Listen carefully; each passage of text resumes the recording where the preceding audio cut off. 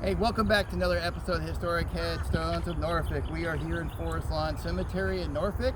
We are going to be talking about John Carroll. He died April 2nd, 1951. He is located in Section B, Row 3, Lot 45. He's got a big stone and there's a bunch of stones around it. John Carroll died at the age of 85 on April 2nd, 1951. He was a native of Creswell, North Carolina, and was one of the last survivors of the old Lifesaving service at Dam Neck before it was turned over to the Coast Guard. He served 30 years before retiring in 1917 as a result of injury occurred during a boat drill. During the War of 1812, Virginia Beach was nothing more than a rural area within Princess Anne County. The area was targeted by British men of war, which bombarded the coastline with cannonballs. Troops eventually came ashore as well. These events earned the location the nickname Sea Attack, which was shortened to Sea Tack, and then simply SeaTac. So if you guys ever hear that name, you know that's where it came from, the War of 1812. Although the original Cape Henry Lighthouse had marked the entrance to Chesapeake Bay since 1792, by 1871, numerous large cracks had formed in the tower, undermining its strength. After an investigation, the Lighthouse Board concluded that the only effective way to fix the tower was to replace it. As shipping traffic along the East Coast and Chesapeake Bay continued to increase through the years, so did the number of shipwrecks. Although the Cape Henry Lighthouse, constructed in 1792, helped to increase the likelihood of rescuing survivors, the United States Lifesaving Service was established in 1847. That year, Congress appropriated $5,000 for establishing facilities to aid shipwrecked mariners along the East Coast.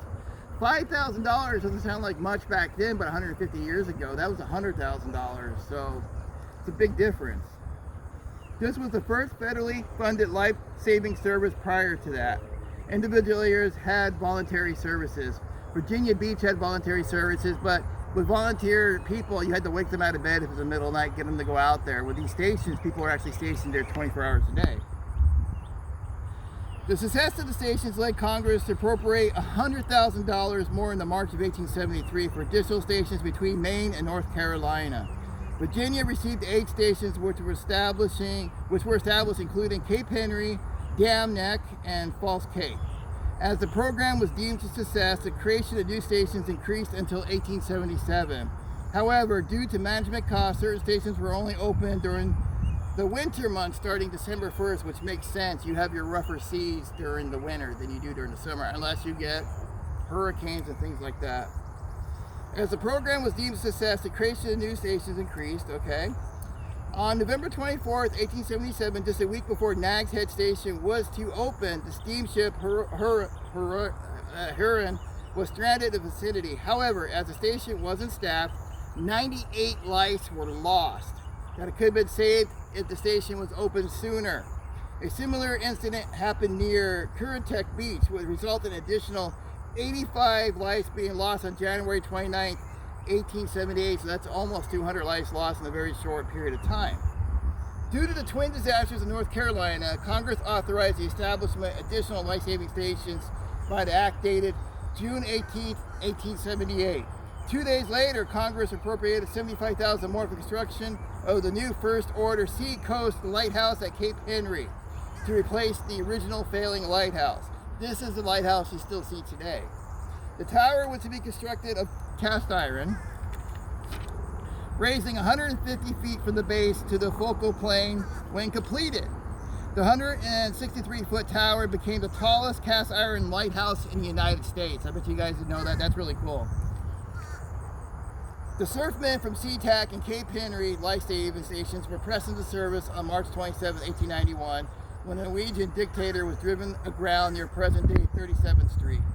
There's still a statue right there at the boardwalk where that occurred. You can still go there today. The combined crews were able to rescue 9 of the 17 passengers amid stormy conditions. The figurehead of the ship washed ashore several days later and was used in a memorial called Norwegian Lady to honor lives lost. On June 30th, 1900, a U.S. life-saving service recognized and made new districts. The 6th district, which had covered modern-day Virginia Beach, became the 7th district. Other changes came several years later, in 1903, when the winter season was expanded to cover August 1st to May 31st. That was to cover hurricane season as well. 3 years later, the town of Virginia Beach was officially established on January 28, 1915. President Woodrow Wilson signed a law and act that combined the U.S. Lifesaving Service with the Revenue Cutter Service, forming the United States Coast Guard. John Carroll was the last man to work at the Dam Neck Station before the Coast Guard took over. And he's officially the last man to work any of these lifeguard stations at Virginia Beach where the Coast Guard took over. So I wanted to do a video with him and kind of just, briefly touch upon the history of the lifesaving stations in Virginia Beach. Next year I'm going to be doing a Mariner tour over in Elmwood. We're going to be touching on that a lot more. So this is just to give you a little heads up for the future. But John here was the last man to do that in history. So he's pretty historic. All right, guys, take care, and I'll see you at the next episode.